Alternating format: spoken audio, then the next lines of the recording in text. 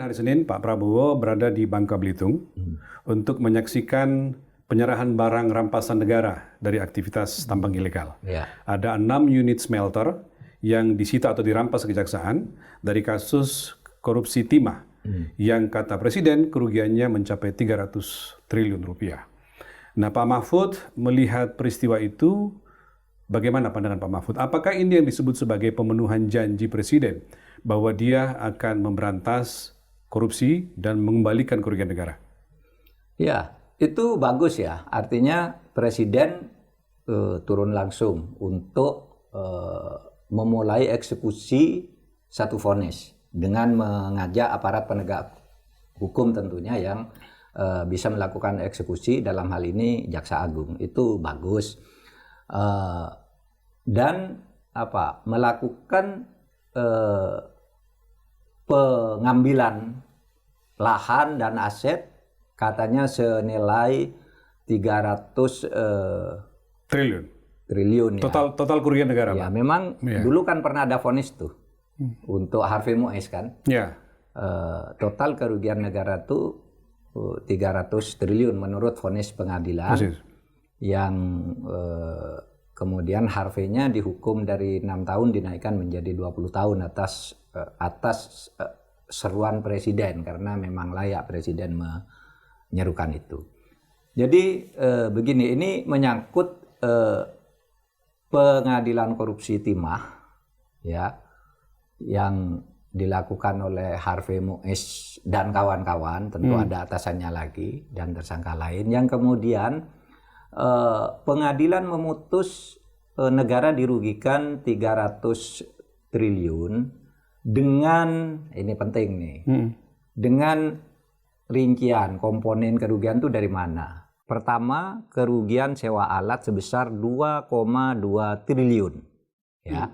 Dari komponen yang ada ya? Ya, lalu yang kedua, kerugian pembayaran biji timah ilegal. Jadi yang ilegal itu kan negara rugi kan? Karena tidak masuk ke negara. Itu sebesar 26,6 triliun. Lalu yang menjadi kontroversi, kerugian kerusakan lingkungan yang dihitung oleh ahli yang sudah berkali-kali dipakai di pengadilan, itu dihitung oleh Profesor Bambang Hero dan Profesor Basuki Wasis, guru besar di IPB. Kerugian lingkungannya itu dihitung 271 triliun. Orang bisa memperdebatkan itu, tapi kerugian ini sudah berdasar hitungan-hitungan ilmiah. Kalau itu tidak terjadi, penguasaan pertambangan itu secara ilegal, maka negara akan aman, sehingga kalau sekarang dihitung kerugian lingkungannya itu dengan pemulihannya itu akan mencapai 271 triliun. Selain di IPB, di perguruan tinggi lain juga banyak ahli yang berdasar pendidikan yang bisa dipertanggungjawabkan, itu bisa menghitung kerugian seperti yang dilakukan oleh 2 profesor dari IPB tadi. Misalnya di UGM ada nama Rimawan Pradiptyo, dosen Fakultas Ekonomi dan dia Bisnis. Dia pernah menghitung UGM. kerugian kasus Palma Group itu 71 triliun kerugian karena perusakan lingkungan, dan oleh pengadilan diterima. Itu berarti termasuk kerugian perekonomian negara ya? Iya, kerugian perekonomian negara. Jadi bukan semata-mata, Pak, kerugian keuangan negara, bukan semata-mata, tapi kerugian perekonomian negara. Sewa alat, tetapi kerugian perekonomian negara, karena ada di dalam undang-undang. Kerugian perekonomian negara itu apa? Termasuk kerusakan lingkungan yang bisa dihitung. Nah, dulu Pak Rimawan itu bisa menghitung 79 triliun diterima oleh pengadilan sebesar 71 triliun. Sehingga pada saat itu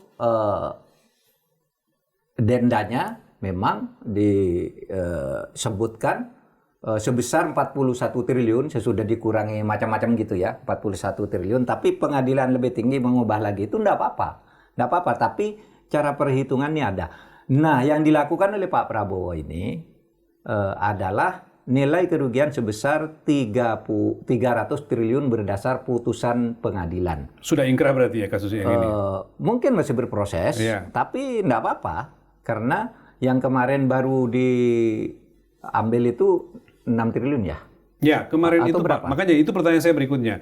Kerugian negaranya 300 triliun, tapi kemarin yang diserahkan itu 6 unit smelter dan beberapa barang, totalnya itu sekitar 6 triliun. Ya, enggak apa-apa. Artinya Pak, baru sekitar 2% dari total 300 triliun kerugian Iya, negara. artinya presiden menabuh gongnya agar berikutnya itu diambil lagi. Oke, bukan semata-mata kecil dari segi persentase, tapi presiden memulai dengan menabuh Presiden itu mulai penting turun sendiri. sebagai sebuah peristiwa. Jangan main-main. Ini ente 300 triliun. Sekarang saya ambil dulu nih, gitu. Berikutnya terus harus diambil oleh Kejaksaan Agung kan sebagai kelanjutan eksekusi, terutama kalau nanti sudah inkrah.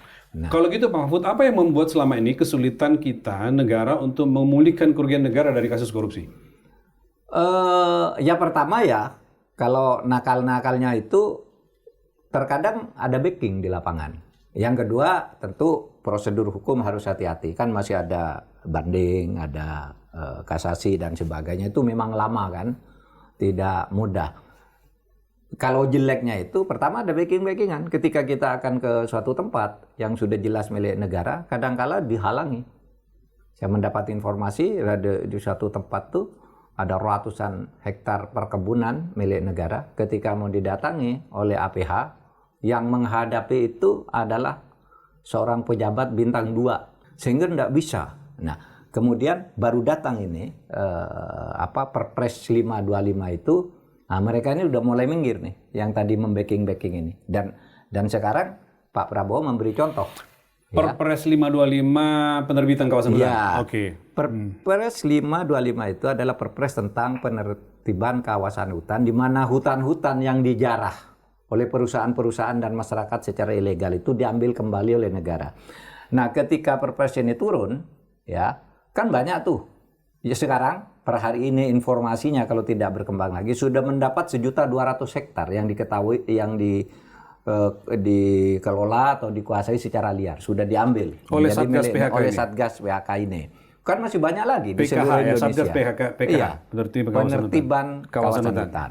Nah, itu bagus sehingga langkah-langkah presiden untuk memberantas korupsi itu mulai ke lapangan, bukan hanya di pidato. Sekarang udah mulai ke lapangan. Oke, jadi kan? penting Pak, artinya Pak Mahfud melihat kehadiran Presiden Prabowo ke Bangka Belitung kemarin dan hadir di situ meskipun baru 2% dari total kerugian, tapi pesan pentingnya bahwa gue mulai akan menghadapi backing-backing ini yang selama ini menghambat. Kira-kira gitu Pak ya? Kan pidato presiden di DPR kan gitu.